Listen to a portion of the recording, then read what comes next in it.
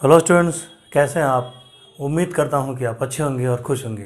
Students, जैसा कि आप लोग जानते हैं कि हम लोग क्लास 8 में सोशल साइंस पढ़ रहे थे और सोशल साइंस में मैंने हिस्ट्री में एक एक करके लगभग सारे के सारे चैप्टर्स का मैंने एक्सप्लेन आपको कर दिया था। बस चैप्टर नंबर 14, 15 और 14, 15 बस बाकी था। तो ज्योग्राफी में हम लोग चैप्टर नंबर 7 तक एक्सप्लेन कर चुके थे।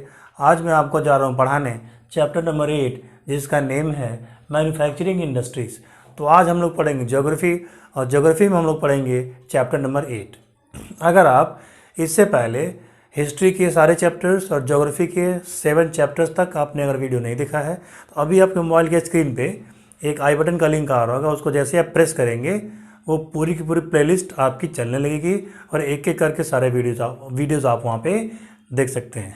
तो आइए आज की वीडियो को हम लोग शुरू करते हैं। आज हम पढ़ेंगे चैप्टर नंबर 8 मैन्युफैक्चरिंग इंडस्ट्रीज़।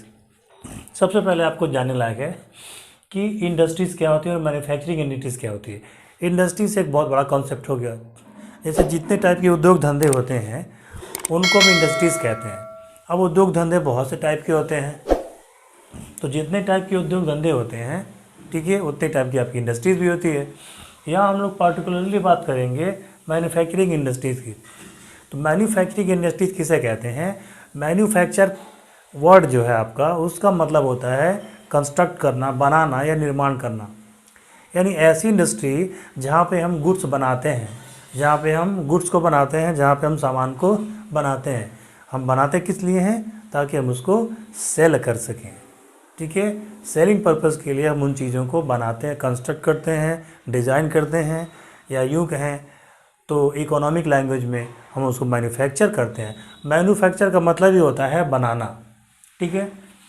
अब देखिए, अब जो पहली आपकी हेडिंग है क्लासिफिकेशन ऑफ इंडस्ट्रीज़, तो इंडस्ट्रीज़ कितने टाइप की होती है उसको यहाँ पे आपकी बुक में अंडरस्टैंड करने का, समझाने का एफर्ट किया गया है। तो सबसे पहले जो आपकी इंडस्ट्री को हम क्लासीफाई करते हैं, हम उसको कैटेगरी वाइज बांटते हैं। अंडरस्टैंड करने के इजी वे में या पढ़ने के इजी वे में हम क्या करते हैं उसको, तो हम उसको क्लैरिफाई करते हैं, यानी कि क्लासीफाई करते हैं। सबसे पहले आपको आता है on the basis of size, ठीक है। साइज़ के बेसिस पे, आकार के बेसिस पे कितने टाइप की इंडस्ट्रीज़ होती हैं? तो साइज़ के बेसिस पे, आकार के बेसिस पे 3 टाइप्स ऑफ इंडस्ट्रीज़ होती हैं। Cottage industry, small scale industry और large scale industry. Cottage, small scale और लार्ज स्केल। सबसे पहले नंबर आता है कॉटेज इंडस्ट्रीज़ का। तो आइए हम लोग अब पढ़ने चलते हैं कॉटेज इंडस्ट्रीज़। कॉटेज इंडस्ट्रीज़ किसे कहते हैं? कॉटेज इंडस्ट्रीज़ उस टाइप की इंडस्ट्रीज़ होती है, ठीक है, जिसमें सामान हाउस होल्ड बनाए जाते हैं। हाउस होल्ड बनाने का मतलब क्या हुआ कि सामान बनाने वाला अपने घर पे भी सामान बना सकता है, और सामान बनाने के लिए इसे बहुत ज़्यादा हाई फाई कंपनी या हाई फाई बिल्डिंग की ज़रूरत नहीं होती है। कम से कम स्पेस में, छोटे से छोटे कमरे में भी ये उन मटेरियल्स को, उन गुड्स को बना सकता है, ठीक है। यानी इसमें रॉ मटेरियल जो होते हैं वो लोकल यूज़ होते हैं। यहाँ पे लोकल रॉ मटेरियल आपको यूज़ किए जाते हैं। ऐसे मटेरियल्स अच्छा, रॉ मटेरियल्स किसे कहते हैं? रॉ मटेरियल्स वो मटेरियल होता है जिसको प्रोसेस करके हम गुड्स को बनाते हैं। सबसे पहले आपका रॉ मटेरियल मिल जाता है, उसको हम प्रोसेस करते हैं। प्रोसेस करने के बाद से जो हमारा फाइनल तैयार होता है उसको हम क्या कहते हैं? प्रोडक्ट कहते हैं, ठीक है। सपोज़ कर लीजिए कि आपको आयरन मिल गया, इससे आप अगर आयरन का एक व्हीकल बना दें, ठीक है, तो उसके लिए आपको क्या हो गया? रॉ मटेरियल हो गया। आपको पनीर बनाना है, पनीर बनाने के लिए आपको मिल्क चाहिए, तो मिल्क क्या हो गया? आपका रॉ मटेरियल हो गया, ठीक है। आपको कॉटन के कपड़े बनाने हैं, तो आपने कॉटन उगाया, कॉटन के फूल से आपने थ्रेड तैयार किया, धागा तैयार किया और उससे अपने कपड़े बना दिए। तो कॉटन इंडस्ट्री के लिए, सूती कपड़ों के लिए रॉ मटेरियल क्या हो जाता है? रॉ मटेरियल कॉटन आपका हो जाता है। तो इस प्रकार की इंडस्ट्रीज़ में क्या होता है कि जो रॉ मटेरियल्स आपके यूज़ होते हैं वो लोकल होते हैं, आसानी से मिल जाते हैं, ठीक है। बाहर से हमें रॉ मटेरियल्स को, कच्चे माल को मंगाने की ज़रूरत नहीं पड़ती है, ठीक है। और उसके बाद से इस प्रकार की इंडस्ट्रीज़ में, कॉटेज इंडस्ट्रीज़ की अगर बात करें तो लिटिल इन्वेस्टमेंट होता है। यानी इन्वेस्टमेंट का मतलब होता है वो पैसा जिसको लगा करके आप कोई प्रोडक्ट बनाते हैं या सामान बनाते हैं या बिजनेस स्टार्ट करते हैं। हिंदी में कहें तो उसको पूंजी कहा जाता है, ठीक है। इन्वेस्टमेंट मतलब होता है वो स्टार्टिंग मनी जो आप लगा करके, जो आप इन्वेस्ट करके और प्रोडक्ट को आप बनाते हैं। बाद में जब उसको आप सेल करते हैं तो इन्वेस्टमेंट मनी के साथ साथ आपका प्रॉफिट भी आपका निकल आता है, ठीक है। तो यानी ये हाउस होल्ड वाले होते हैं, और उसके बाद से ये होम मेड होते हैं, घर पे ही इनको बनाया जा सकता है कम से कम स्पेस में और कम से कम पैसे में इनको बनाया जा सकता है। इनको बनाने में इन्वेस्टमेंट बहुत कम लगता है और रॉ मटेरियल्स इनके आसानी से लोकल में ही, यानी लोकल का मतलब अपने गांव में जहां आप रहते हैं, आपके कॉलोनी में, आपके गांव में, वहीं से आपको रॉ मटेरियल्स भी आपको प्रोवाइड हो जाते हैं। तो इस प्रकार के इंडस्ट्रीज को क्या कहते हैं? हम कॉटेज इंडस्ट्री कहते हैं, ठीक है। इसको हैंडीक्राफ्ट इंडस्ट्रीज भी आप कहते हैं, कुटीर उद्योग भी इनको कहा जाता है। अब देखिए, अब एग्जांपल क्या हुआ? पॉटरी, ठीक है। बर्तन, मिट्टी के जितने आपके बर्तन बनाए जाते हैं वो कॉटेज इंडस्ट्रीज़ में ही आते हैं। बास्केट, टोकरियाँ बनाना, ज्वेलरी, जो सुनार भाई लोग होते हैं वो अपने घर पे ही ज्वेलरीज, हल्का फुल्का ज्वेलरीज अपने घर पे ही वो बना लेते हैं। डेकोरेटिव आइटम्स, सजाने के लिए, ठीक है, सजावट के लिए जो सामान यूज़ होते हैं, ठीक है। तो ये हुए आपकी कॉटेज इंडस्ट्री। अब हम आगे बढ़ते हैं, आगे हम देखेंगे स्मॉल स्केल, बढ़ते हैं और देखते हैं दूसरा जॉब टाइप था। पहला तो कॉटेज इंडस्ट्री मैंने आपको बता दिया, दूसरा आपका स्मॉल स्केल इंडस्ट्री, ठीक है। अब जहाँ तक बात है स्मॉल स्केल इंडस्ट्रीज़ की, तो स्मॉल स्केल इंडस्ट्रीज़ किसे कहते हैं? स्मॉल स्केल जो इंडस्ट्री होती है वो कॉटेज इंडस्ट्री के कंपैरिजन में, ठीक है, थोड़ी सी लार्ज इंडस्ट्री होती है, ठीक है। कॉटेज इंडस्ट्री में इन्वेस्टमेंट आपका कम होता है, यहाँ पे इन्वेस्टमेंट आपका थोड़ा सा और ज़्यादा होता है। यानी इस स्मॉल स्केल इंडस्ट्री अगर आप शुरू करना चाहते हैं, स्मॉल स्केल के उद्योग धंधे अगर आप शुरू करना चाहते हैं, तो आपको उसके मुकाबले, यानी कॉटेज इंडस्ट्री के मुकाबले थोड़े ज़्यादा पैसे आपको लगाने पड़ेंगे, ज़्यादा पैसे आपको इन्वेस्ट करने पड़ेंगे। यानी इसमें इन्वेस्टमेंट आपका लार्जर होता है। उसके बाद से मशीनरी ड्रिवन होती है, यानी कॉटेज इंडस्ट्री में आप गुड्स को, सामान को हाथों से भी बना सकते हैं, लेकिन स्मॉल स्केल इंडस्ट्री में अगर आपको बनाना है, अगर आपको सामान, गुड्स बनाने हैं, तो बिना मशीन के आप इसको, ये पॉसिबल नहीं कि आप इसको बना दें। यानी इसमें मशीनें यूज़ होती हैं, मशीन बेस्ड ये इंडस्ट्रीज़ होती है। उसके बाद से इसमें जो रॉ मटेरियल यूज़ होते हैं, ठीक है, वो हमें बाहर से भी मंगवाने पड़ सकते हैं, ठीक है। यानी आसपास के लोकल में भी मिल जाएंगे और बहुत हद ये पॉसिबल है कि कुछ मटेरियल, कुछ रॉ मटेरियल्स, यानी 50% 60% रॉ मटेरियल्स हमको बाहर से भी मंगवाने पड़ते हैं। कुछ हमको उसको विदेशों से भी, फॉरेन से भी इसका जो रॉ मटेरियल होता है, जिसको प्रोसेस करके हम गुड्स बनाते हैं, उसको बाहर से भी मंगवाने पड़ सकते हैं, ठीक है। इससे जो प्रोडक्ट बनते हैं, जो गुड्स बनते हैं, यानी कि सिंपल भाषा में कहें तो जो सामान बनता है, ठीक है, उसकी ट्रेडिंग होती है।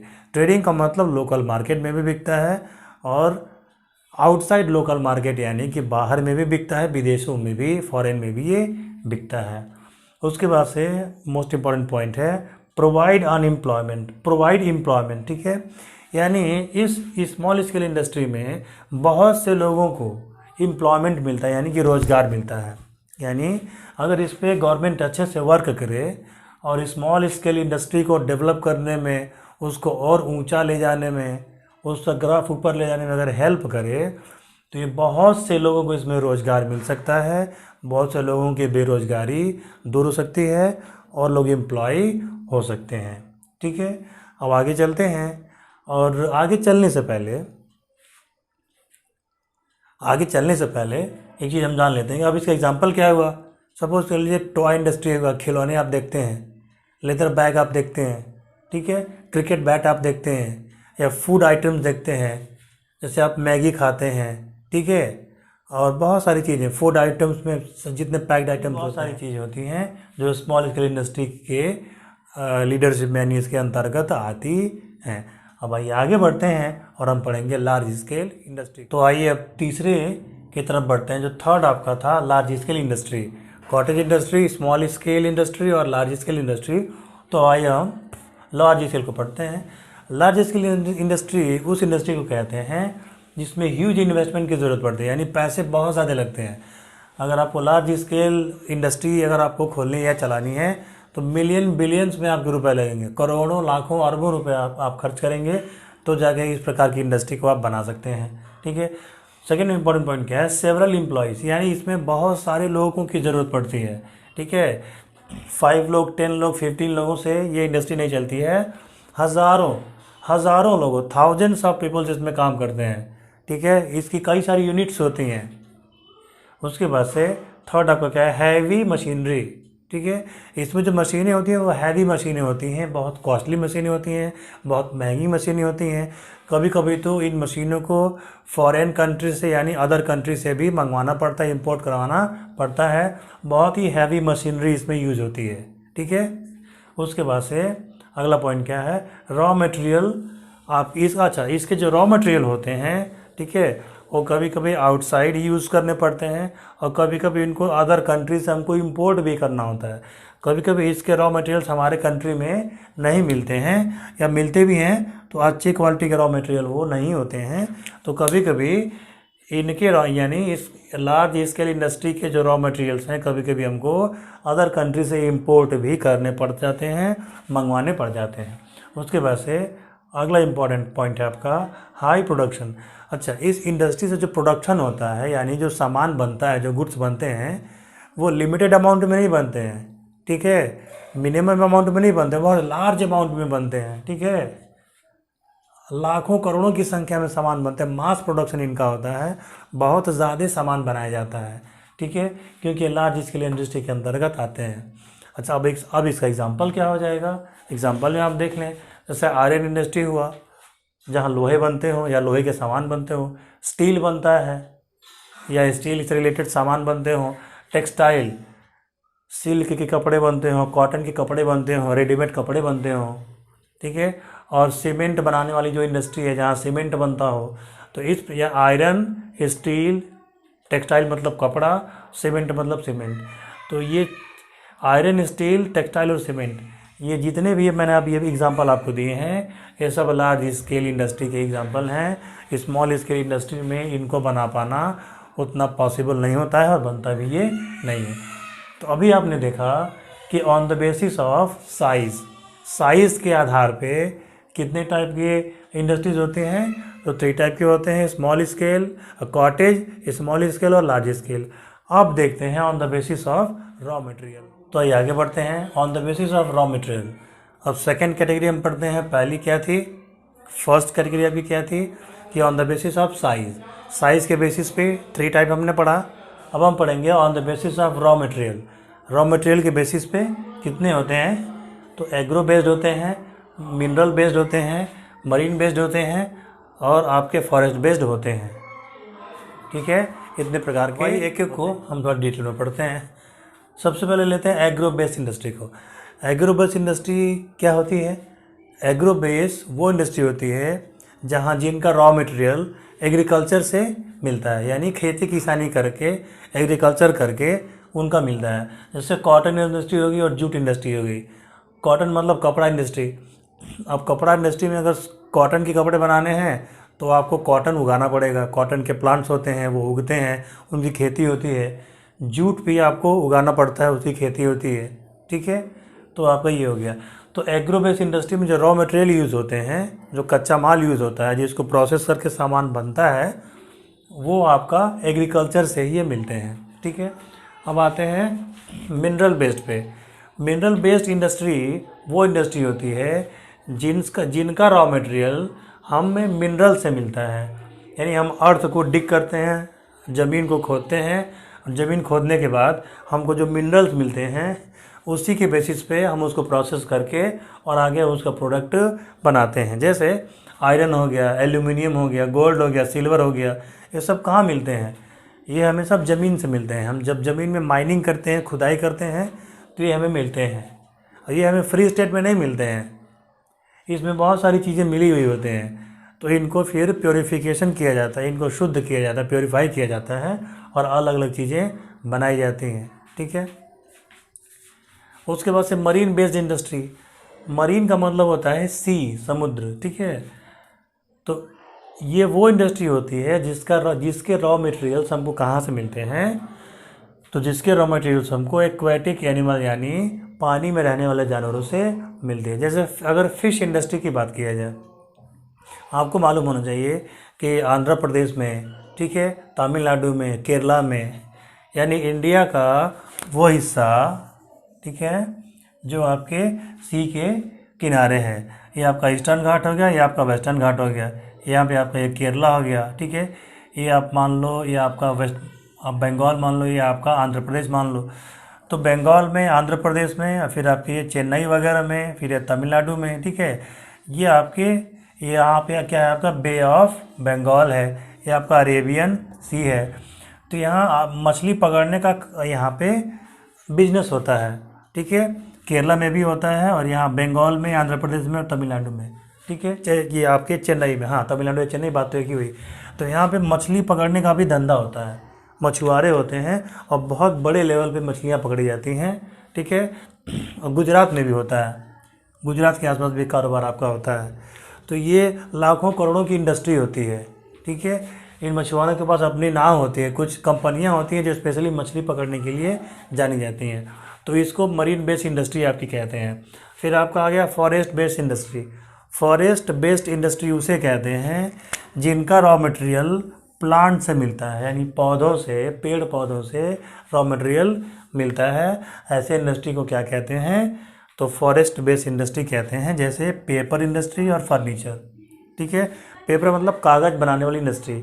कागज़ किससे बनता है, तो पॉपुलर नाम का एक ट्री होता है, पॉपुलर, पॉपुलर के ट्री से ये आपके पेपर बनते हैं। फर्नीचर यानी कुर्सी, टेबल हो गया, मेज हो गया, ठीक है, चेयर हो गया, बेड हो गया, ठीक है, दरवाजे हो गए, डोर्स हो गए, ये सब किसके बनते हैं, लकड़ी के बनते हैं। तो इनके लिए रॉ मटेरियल कहाँ से मिलता है, तो जंगल से मिलेगा, फॉरेस्ट से मिलेगा, ठीक है। अब आगे चलते हैं और अदर टाइप की चीज़ें हम जानते हैं। आइए अब आगे बढ़ते हैं। On the basis of and product, ठीक है, एंड प्रोडक्ट के बेसिस पे कितने टाइप के ये इंडस्ट्रीज़ होते हैं। तो एंड प्रोडक्ट के बेसिस पे अगर बात करें तो सबसे पहले बेसिक इंडस्ट्री होती है। बेसिक इंडस्ट्री किसे कहते हैं, बेसिक इंडस्ट्री उस इंडस्ट्री को कहते हैं जिसके प्रोडक्ट अदर इंडस्ट्री में भी यूज़ होते हैं।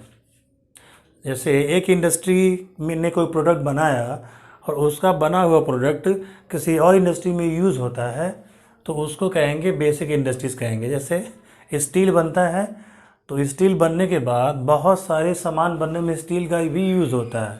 बहुत सारे ऐसे सामान हैं जिनको बनाने में स्टील का खुद यूज़ होता है, तो उस प्रकार की इंडस्ट्रीज़ को हम बेसिक इंडस्ट्री कहेंगे। उसके बाद आता है दूसरे नंबर पे, ये हम किस में चल रहे हैं, on the basis of and product. And product के बेसिस पे इतने टाइप के आपके पास इंडस्ट्रीज़ होती हैं। सेकंड आपका है इंटरमीडिएट गुड्स। इंटरमीडिएट गुड्स वो इंडस्ट्रीज़ होती है जिसके प्रोडक्ट जो दूसरे प्रोडक्ट में कंपोनेंट के तरीके से यूज़ होते हैं, यानी थोड़ा बहुत पार्ट इनका यूज़ होता है बनाने में। जैसे अगर रबर इंडस्ट्री है तो रबर इंडस्ट्री का यूज़ टायर बनाने में कर लिया जाता है, तो उसको कहा जाएगा intermediate goods industry, intermediate goods industry. उसके बाद से नंबर आता है कंज्यूमर गुड्स इंडस्ट्रीज़ का। कंज्यूमर गुड्स इंडस्ट्री किसे कहते हैं, ऐसी इंडस्ट्री जिसका बने हुए सामान या जिसके बने हुए प्रोडक्ट डायरेक्ट कस्टमर यूज़ करते हैं। जैसे सपोज कर लीजिए कि बिस्किट बन गया तो हम बिस्किट को डायरेक्ट लेकर के खा लेंगे, उसको यूज़ कर लेंगे। कोल्ड ड्रिंक बन गया, ठीक है, मैंगो फ्रूटी बन गई तो हम डायरेक्ट मार्केट से खरीदते हैं और उसको डायरेक्ट हम क्या कर लेते हैं, पी लेते हैं। ब्रेड बना, हम ब्रेड दुकान से खरीद करके लाए, हमने उसको डायरेक्ट खा लिया, ठीक है। तो कंज्यूमर गुड्स इंडस्ट्रीज़ कस्टमर के लिए ही होती है, कंज्यूमर के लिए ही होती है, उपयोग करने के लिए होती है, और वो उसका बना हुआ प्रोडक्ट डायरेक्ट कस्टमर द्वारा यूज़ कर लिया जाता है। अब एक टाइप की और इंडस्ट्री बचती है, आइए उसको भी हम ख़त्म। अब आइए आगे बढ़ते हैं। On the basis of ownership, ownership के बेसिस पे इंडस्ट्रीज़ आपकी कितने टाइप की होती हैं, तो आइए इसको हम देख लेते हैं। पहला होता है आपका private sector industries. Private sector industries का मतलब ये हुआ कि ये प्राइवेट प्रॉपर्टी होती है, किसी एक आदमी की इंडस्ट्री होती है, किसी एक आदमी की कंपनी होती है। फॉर एग्जांपल जियो कंपनी हो गई, वोडाफोन कंपनी हो गई, वीडियोकॉन हो गया, ठीक है, टेस्ला कंपनी हो गई। तो ये सब कंपनी पे गवर्नमेंट का अधिकार नहीं रहता है, ये गवर्नमेंट की प्रॉपर्टी नहीं है। कोई एक आदमी मेहनत किया, कोई एक पर्सन मेहनत किया, उसने अपनी कंपनी खड़ी कर ली, यानी तो उस टाइप की इंडस्ट्रीज़ को हम प्राइवेट इंडस्ट्रीज़ कहते हैं। दूसरा आपका होता है पब्लिक सेक्टर। पब्लिक सेक्टर की जो इंडस्ट्रीज होती है, ठीक है, उसको स्टेट गवर्नमेंट या सेंट्रल गवर्नमेंट मैनेज करती है या उसको रन करती है, ठीक है। जैसे यूपी की गवर्नमेंट अगर कोई इंडस्ट्री चला है, ठीक है, सेंट्रल गवर्नमेंट केंद्र सरकार दिल्ली वाली सरकार अगर कोई इंडस्ट्री चला है, ठीक है, तो उसको हम कहते हैं पब्लिक सेक्टर। जैसे स्टेट बैंक ऑफ इंडिया है, पंजाब नेशनल बैंक है, ये सभी किस में आएंगे, आपके पब्लिक सेक्टर में आएंगे, क्योंकि स्टेट बैंक गवर्नमेंट का है, पंजाब बैंक भी आपके गवर्नमेंट का है। उसके बाद से जॉइंट सेक्टर आता है। जॉइंट सेक्टर का मतलब होता है कि गवर्नमेंट और प्राइवेट दोनों लोग मिलकर के इसको मैनेज करेंगे, यानी कुछ इसमें शेयर गवर्नमेंट का रहेगा और कुछ पैसा प्राइवेट लोगों का रहेगा, यानी गवर्नमेंट सेक्टर भी इसमें मिल जाती है और प्राइवेट सेक्टर भी इसमें मिल जाती है, दोनों मिलकर के काम करते हैं। उसके बाद से नंबर 4 आपका हो गया कोऑपरेटिव सेक्टर। अब जॉइंट सेक्टर का एग्जांपल हम कैसे दे सकते हैं, ठीक है, इसको हम अंडरटेकिंग सेक्टर भी कहते हैं।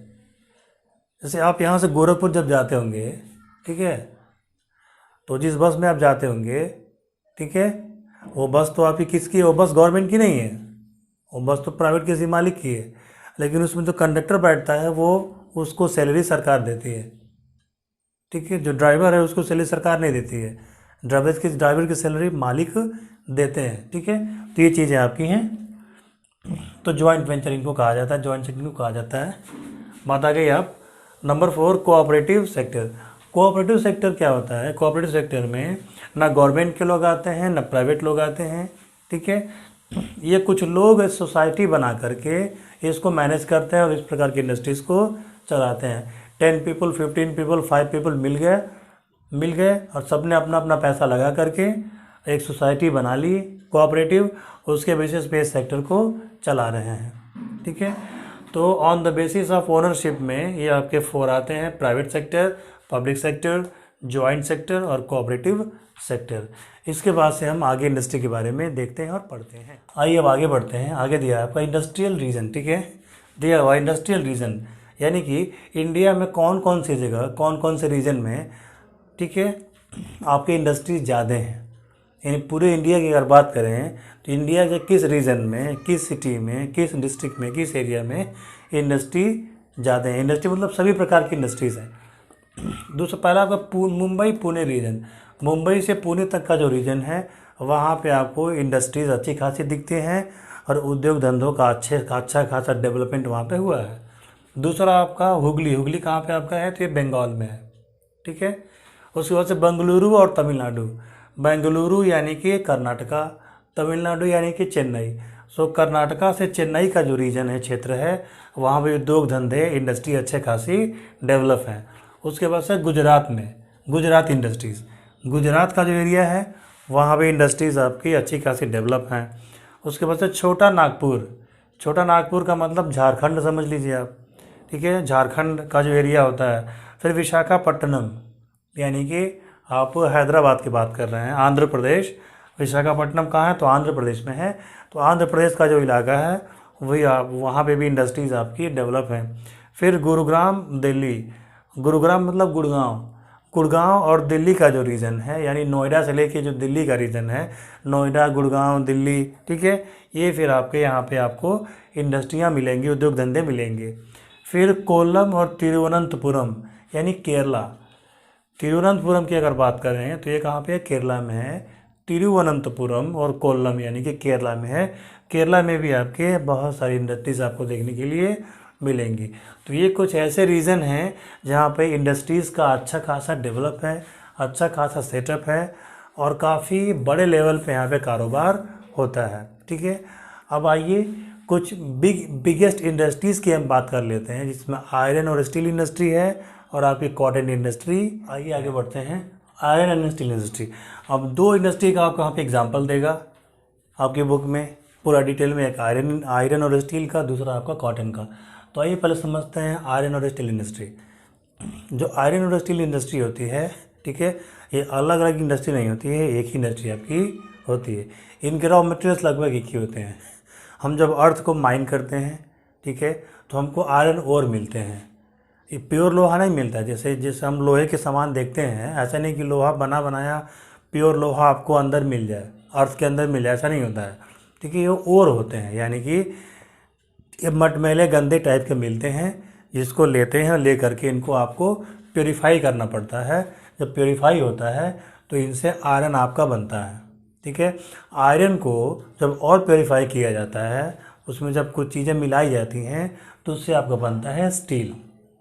ठीक है, तो आयरन भी आपका बहुत ज़्यादा यूज़फुल है और स्टील भी आपका बहुत ज़्यादा यूज़फुल है। आयरन के बहुत सारे सामान बनाए जाते हैं और स्टील के भी बहुत ज़्यादा सामान आपके बनाए जाते हैं।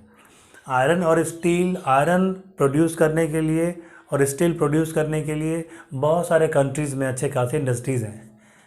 जैसे इस मामले में आपका यूएसए, अमेरिका भी अच्छा खासा स्टील प्रोडक्शन करता है, स्टील बनाता है। इंडिया भी आपका स्टील बनाता है। ठीक है, फिर आपका जापान भी आपका बनाता है। फिर यूके भी आपका बनाता है। ठीक है, फिर फ्रांस भी आपका बनाता है। फिर रशिया भी आपका बनाता है। ठीक है, बाकी और भी बहुत सारे देश हैं जहाँ पे आयरन और स्टील बनता है, लेकिन ये जितने कंट्रीज़ के नाम मैंने आपके लिए, आयरन और स्टील के प्रोडक्शन के मामले में अच्छा खासा पोजीशन रैंक करते हैं। यूएसए की बात कर लें, इंडिया की बात कर लें, जापान की बात कर लें, यूके, फ्रांस और रशिया। ठीक है, बात करें यूएसए की, यूएसए में कुछ ऐसे एरियाज़ हैं, ठीक है, जैसे आपका शिकागो हो गया, शिकागो, फिर यंग्सटाउन आपका हो गया, यंग्सटाउन। ठीक है, शिकागो आपका हो गया। ठीक है, फिर आपका यंग्सटाउन हो गया। ठीक है, तो ये जो आपके एरियाज़ हैं, यहाँ से बहुत ज़्यादा आयरन और स्टील का प्रोडक्शन यहाँ पे होता है। ठीक है, बात करें हम इंडिया की, तो इंडिया में आपका उड़ीसा ले लीजिए, उड़ीसा, फिर छत्तीसगढ़। ठीक है, उड़ीसा, छत्तीसगढ़, फिर आपका जमशेदपुर यानी कि झारखंड। ठीक है, जमशेदपुर बोले तो झारखंड। ठीक है, फिर आपका तमिलनाडु, फिर आपका कर्नाटका।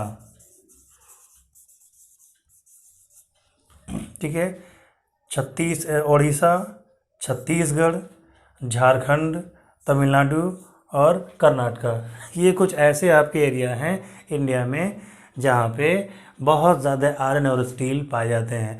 तो आयरन और स्टील इंडस्ट्रियाँ वहीं लगती हैं, वहीं फिक्स होती हैं जहाँ इनके रॉ मटेरियल्स मिलते हैं। अब ऐसा नहीं होगा कि दिल्ली में आप ज़मीन खनेंगे, आपका लोहा निकला और उसकी इंडस्ट्री आप लगाएंगे मुंबई में, ऐसा नहीं होता है। क्योंकि जब आप माइन करते हैं, जब आप माइनिंग का काम करेंगे, जब आप चीज़ों को खन के निकालेंगे, तो उनको ढो करके आप दूर जगह पे ले जाएंगे तो वो कुछ कम होंगे, ढो के आप ले जाएंगे। ठीक है, तो वो धीरे धीरे डिटेरियोरेट होते रहते हैं और उनको ढो करके ले जाने में एक्स्ट्रा आपको कॉस्ट लगाना पड़ेगा, एक्स्ट्रा आपका पैसा खर्च होगा। अब दिल्ली से मुंबई आप लोहा ढो करके ले जाएंगे, कच्चा लोहा, फिर वहाँ पे आप प्योरीफाई करेंगे और लोहे के सामान बनाएंगे, तो ये आपका बहुत ज़्यादा खर्चा आपका बढ़ जाता है। तो इसलिए जहाँ से इनको माइन करके, जहाँ से इसको खान करके निकाला जाता है, वहीं पे इनकी इंडस्ट्रियाँ होती हैं।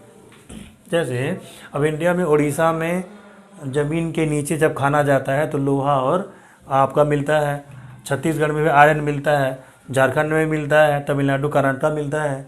तो जहाँ मिलता है, ठीक है, वहीं इनकी इंडस्ट्रियाँ हैं और बनाने का भी फैक्ट्री वहीं पे है, एक्सपोर्ट करने का भी है, पोर्ट वहाँ पे है। यानी कि पूरा का पूरा जो व्यवस्था है, पूरी की पूरी जो यूनिट है, जो सिस्टम है, वहीं आपका होगा। बात करें फ्रांस की, बात करते हैं जापान की।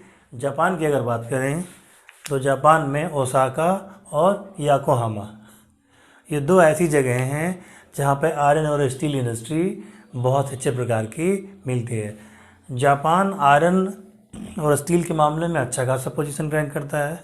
रशिया भी आपका पोजीशन रैंक करता है, रशिया में भी आपके ये इंडस्ट्रियाँ हैं और चाइना में भी आपकी इंडस्ट्री ये है। चाइना भी आयरन और स्टील का प्रोडक्शन बहुत ज़्यादा करता है। तो इनको हैवी इंडस्ट्री कही जाती है क्योंकि इनको माइन करने में, लोहा ज़मीन से लोहा जब खन के आप निकालेंगे तो हैवी मशीनें यूज़ होती हैं, बहुत ज़्यादा इसमें पैसा लगता है, बहुत ज़्यादा इन्वेस्टमेंट होता है। फिर वो लोहा निकलेगा तो वो इम्प्योर होता है, उसमें बहुत सारे और भी चीज़ें मिली होती हैं, फिर इनको ले आ करके आप इनको क्या कहते हैं, मेल्ट करते हैं, पिघलाते हैं इनको, ठीक है। पिघला करके ये पिग आयरन बनते हैं। पिग आयरन को फिर प्रोसेस करके और प्योरीफाई करके इनको बहुत सारी चीज़ों में कन्वर्ट किया जाता है, आयरन में और स्टील में फिर इनको बनाया जाता है, ठीक है। और उड़ीसा में, छत्तीसगढ़ में, जमशेद, ये झारखंड में, तमिलनाडु, कर्नाटका में बहुत सारे आपके स्टील की फैक्ट्रियां हैं, आयरन की इंडस्ट्रियां वहाँ पे हैं। जैसे बात कर लें भिलाई, भिलाई भिलाई आपका छत्तीसगढ़ में है। आप, हाँ, इसमें वेस्ट बंगाल छूट गया, वेस्ट बंगाल। वेस्ट बंगाल में दुर्गापुर एक स्थान है, वहाँ पे इंडस्ट्री है, आयरन और स्टील इंडस्ट्री है। बात करें ये आपके झारखंड के, झारखंड में जमशेदपुर में है, जिसको स्टील सिटी कहते हैं। झारखंड में जमशेदपुर है, वेस्ट बंगाल में आपका दुर्गापुर है, ठीक है। कर्नाटका में आपका सालेम एक जगह पड़ता है, वहाँ पे है, ठीक है। उड़ीसा में भी आपके बहुत सारी इंडस्ट्रियाँ यहाँ पे हैं, ठीक है। अब बात कर लेते हैं टेक्सटाइल इंडस्ट्री की। अब आइए इस चैप्टर के अंतिम टॉपिक की बात कर लेते हैं, टेक्सटाइल इंडस्ट्रीज़। अगर आपको वीडियो अच्छा लग रहा हो, अच्छे से समझ में आ रहा हो, तो वीडियो को लाइक ज़रूर करिएगा और अपने फ्रेंड्स के बीच इसे शेयर ज़रूर करिएगा और चैनल को सब्सक्राइब करके ही आप जाइएगा, ठीक है। बात करते हैं टेक्सटाइल इंडस्ट्रीज़ की। जो टेक्सटाइल इंडस्ट्रीज़ आपकी होती है, यानी सिंपल लैंग्वेज में अगर हम बात करें तो इसे हम कपड़ा इंडस्ट्री कह सकते हैं। यानी यहाँ पे बहुत से टाइप के कपड़े बनाए जाते हैं, सिल्क कपड़े, कॉटन के कपड़े, मिक्स एलिमेंट्स के कपड़े, बहुत सारे कपड़े यहाँ पे बनाए जाते हैं। अब टेक्सटाइल इंडस्ट्री जो आपका है वो मैंने आपको बताया था, ठीक है, कि on the basis of raw material के ऊपर बेस करके है। यानी जहाँ से इसका रॉ मटेरियल मिलेगा वहीं पे इंडस्ट्री होगी। तो अब इसका रॉ मटेरियल आपका क्या है, कॉटन है और सिल्क है। अगर सूती कपड़े बनाए जाएंगे तो कॉटन हो गया, और रेशम के कपड़े बनाए जाएंगे तो सिल्क हो गया, ठीक है। बात कॉटन की कर लेते हैं। तो जहाँ जहाँ कॉटन की खेती होगी, जहाँ जहाँ कॉटन का एग्रीकल्चर होगा, जहाँ जहाँ पे कॉटन उगाया जाएगा, वहीं वहीं पे कॉटन इंडस्ट्री आपको डेवलप मिलेगी या कॉटन इंडस्ट्री आपको देखने के लिए मिलेगी। जैसे बात कर लेते हैं महाराष्ट्र की, ठीक है। बात करें गुजरात की, ठीक है। बात करें तमिलनाडु की, ठीक है। महाराष्ट्र, गुजरात और आपका तमिलनाडु, ठीक है। तो महाराष्ट्र, गुजरात और तमिलनाडु, ठीक है, यहाँ पे आपके कॉटन इंडस्ट्री देखने के लिए मिलती है। महाराष्ट्र में भी कॉटन उगाया जाता है, कॉटन के कपड़े बनाए जाते हैं। गुजरात में भी आपका उगाया जाता है। गुजरात के अहमदाबाद और सूरत, ये दो बहुत फेमस स्थान हैं। अहमदाबाद ले लिया, सूरत ले लिया, ठीक है। यहाँ पे क्या होता है, आपका कॉटन के कपड़े बनते हैं और बनने के साथ साथ वर्ल्ड में भी एक्सचेंज होते हैं आपके, फिर विदेशों में भी इनको सेल किया जाता है। महाराष्ट्र में भी आपका है, फिर तमिलनाडु एरिया में भी आपका अच्छा खासा डेवलपमेंट है। यानी महाराष्ट्र, गुजरात और तमिलनाडु ये ऐसे एरियाज़ हैं जहाँ पे कॉटन उगता है, कॉटन की खेती होती है। वहाँ के फार्मर्स कॉटन उगा के भी बहुत ज़्यादा पैसा कमाते हैं। तो उसके बेस पे ये आपका चीज़ें। उसके बाद अगर बात करें तो नागपुर में, कानपुर में, शोलापुर, इंदौर, कोयम्बटूर, दिल्ली और पंजाब, इन सब जगहों पे भी आपके कॉटन इंडस्ट्रीज़ होती हैं। कॉटन के कपड़े प्रिपेयर किए जाते हैं और सेल भी किए जाते हैं। बात करें वुलन क्लोथ्स की, यानी कि ठंडी के कपड़ों की, वुलन क्लोथ्स की, तो वुलन क्लोथ्स की अगर बात करें तो पंजाब में, राजस्थान में, उत्तर प्रदेश में, ठीक है, पंजाब में, राजस्थान, उत्तर प्रदेश और हरियाणा में, पंजाब, राजस्थान, यूपी और हरियाणा, इन आपके जगहों पे, ये मेन जगहों के नाम मैं आपको बता रहा हूँ। यहाँ पे वुलन क्लोथ्स यानी कि ऊन से बने हुए कपड़े, यानी ऊनी कपड़े, ठीक है, विंटर सीजन के कपड़े यहाँ पे बहुत ज़्यादा बनते हैं। और पंजाब में तो सबसे ज़्यादा बनते भी हैं और यहाँ से क्या होते हैं, आपके सेल भी होते हैं। इसी के साथ आपका चैप्टर फिनिश होता है। आपको इस चैप्टर में उम्मीद करता हूँ कि बहुत अच्छे से समझ में आया होगा। कोई पॉइंट, कुछ चीज़ें अगर नहीं समझ में आई हैं तो आप कमेंट कर सकते हैं। मैं आपके कमेंट को पढ़ता हूँ और आपको रिप्लाई भी करूँगा, ठीक है। तो मिलते हैं आपके नए चैप्टर से। अगली बार मैं चैप्टर नंबर 9 एक्सप्लेन करूँगा, ठीक है। तब तक के लिए बहुत बहुत आपका धन्यवाद। जय हिंद, और जय भारत।